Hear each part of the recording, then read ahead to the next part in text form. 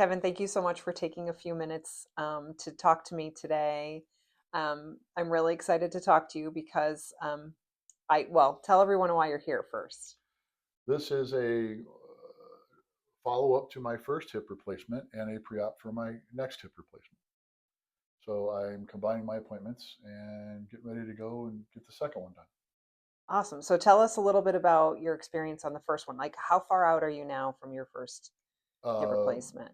I am just shy of 6 weeks, and I actually asked him to do these closer together, and he told me no.